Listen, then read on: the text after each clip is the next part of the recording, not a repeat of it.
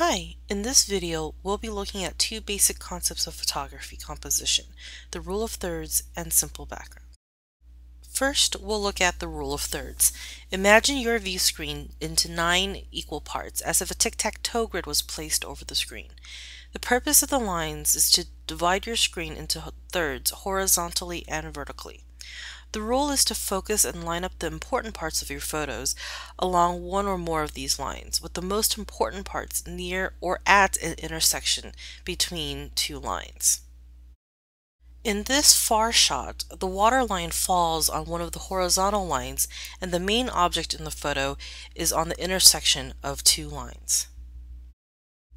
To achieve the rule of thirds, you can use the grid lines feature on your camera to set up the shot before you take the picture. If you don't have time to set up the shot, you can achieve the rule of thirds by strategically editing the photo with a simple crop. Here, we've cropped a photo to bring the focus away from the sky and sunset to the resort. The horizon is now lined up with the upper third of the photo, and the dark pond and foliage is concentrated in the bottom third. When we look at close-ups of objects, the rule is followed when the main part of the object is lined up with one of the dividing lines. Here, the center of the flower is lined up almost perfectly with one of the lines. In this close-up of a woman, we are drawn to her eyes. When we apply the dividing lines, we see that her eyes are not just lined up with one of the lines, but each eye is close to where two dividing lines intersect.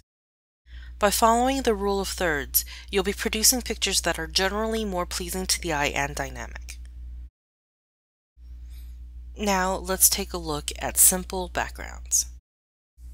Having a busy background in photos is a simple and common mistake. A busy background will often distract from or obscure the main subject of your photo. Let's take, for example, this picture of a bird with the leaves in the background. The coloring of the background and the coloring of the bird meld together to create an image where a person has to work to see the bird. Now let's look at the same bird taken with a simple background. You can clearly and easily make out the image. There are two ways to achieve a simple background in pictures.